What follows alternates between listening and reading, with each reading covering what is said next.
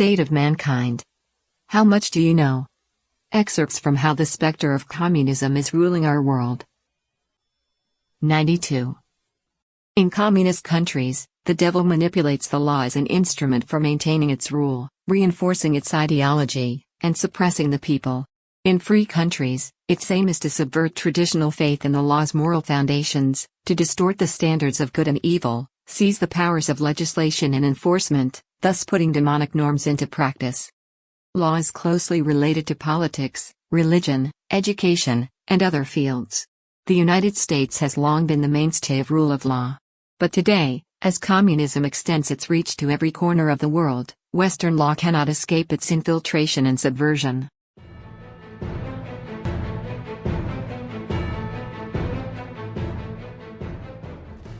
Law based on religion and faith is sacred.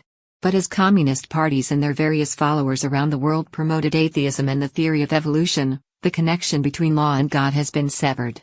Law has been largely reduced to an instrument of revenge, arbitration, bargaining, and allocation of benefits. With its divine nature under siege, the spirit of the law began to shift from its role of maintaining fairness and justice to being the expression of popular notions and desires. This opened the door for the communist spectre, working through its mortal agents, to pass laws of its choosing in order to undermine society and come closer to its destructive aims. In the United States, the communist influence in social justice and modern liberalism have appropriated the concepts of freedom, progress, and tolerance to alter the moral state of society and with it the moral foundations of the law.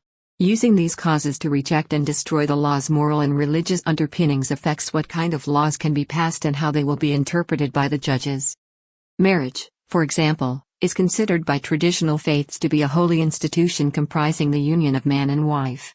Same-sex marriage by definition violates these teachings, and its introduction to society necessitates a shift in the legal definition and interpretation of the laws governing marriage.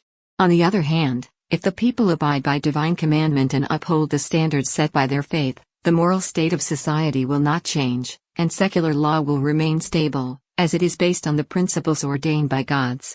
If gods held a certain kind of behavior to be immoral 2,000 years ago, it should be immoral today as well. Liberalism, however, rejects traditional belief and moral judgment. It regards morality as a secular agreement that changes according to the development of society.